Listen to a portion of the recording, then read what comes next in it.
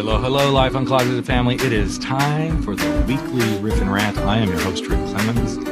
And man, do I need a shave. Or actually, I need a beard trim. And I need to make sure that whatever I do it in a really manly, masculine, this is the way guys do stuff way. Now you're probably going, what the hell are you talking about, Rick? Well, if you haven't been on social media or you haven't seen some news stories, it appears one of the most masculine brands in the world, Gillette, has made a statement this week with their The Best a Man Can Do latest ad. And actually, I think it's the best that man can get, but now it's being memed as the best that man can do and all these other things. And you're either really on one side of the fence about this, about bravo, Gillette, you did a great job of calling out some toxic masculine behavior, or you're on the other side, whining and crying in the corner about men getting beat up once again. And I'm kind of in the middle on this one. I think it's great that a brand, a true consumer brand, has once again stepped into the social justice sort of mix and said, okay, we're going to take a stand on something. But I also wonder, you know what? You guys might be, I don't know, you might be coming to the table for all the wrong reasons, or do you even deserve a seat at the table, as one of my friends, Chris Brogan, said. And I think it's good they're here, but are they just riding the wave? But even if they are riding the wave, it's kind of a good wave to like step in and say, we're going to be a part of this movement.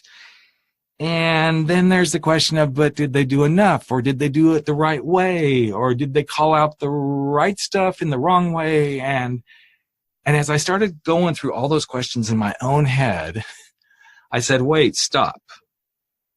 What they did is they uncloseted some truths. What they did was make a big, bold move to say, okay, we're going to play in this game. We may not be doing it 100% right, depending on how you want to look at it. And then that got me thinking, why do we keep calling attention to what we're calling toxic masculinity, as if that's the only toxic thing that there is out there? I can tell you that there's toxic masculinity. There is toxic femininity. There is toxic Christianity. There is toxic homosexuality. There is toxic lesbianism. There is toxic, the list goes on. There are toxic Democrats. There are toxic Republicans. And we want to all stand on our frickin' fucking little soapboxes and start pointing the finger. And yes, even in what I'm saying right now, I know I'm pointing the finger, but then it begs the real question. Maybe, just maybe, we need to come to the table of toxicity and see it and say it for what it is. Toxic humanity. I'm not putting myself on a freaking pedestal. I'm not saying I'm better than anybody else, because when I get on my soapbox about certain things, being a Democrat, being gay, parenting, being a divorced person, all these different things, I can get toxic and I know it.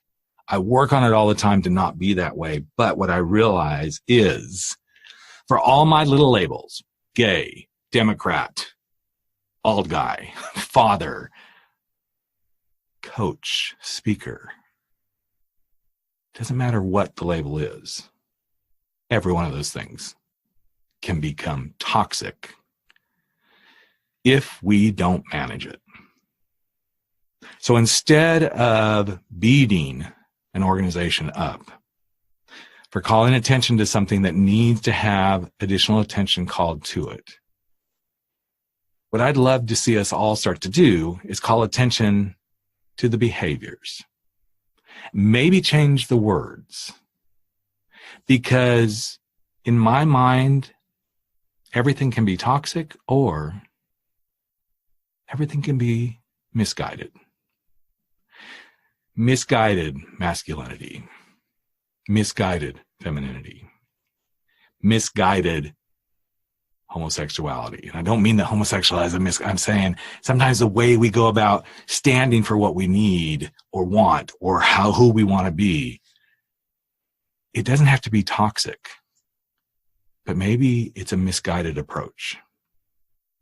And if we open that empathetic door to go, help me understand you, and realize that what Gillette did at least brought attention.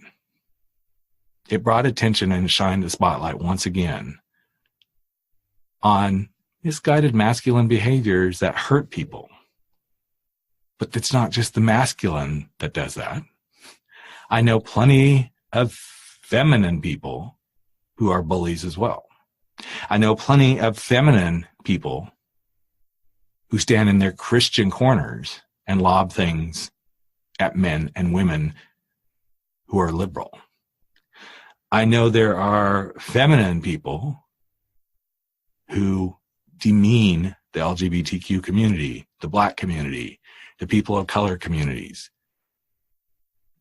And at the end of the day, we can all be toxic, or we can uncloset ourselves from toxicity and open the doorway to being more human. Will you join me? Have a good weekend, and we'll catch you real soon on another episode of Life Uncloseted.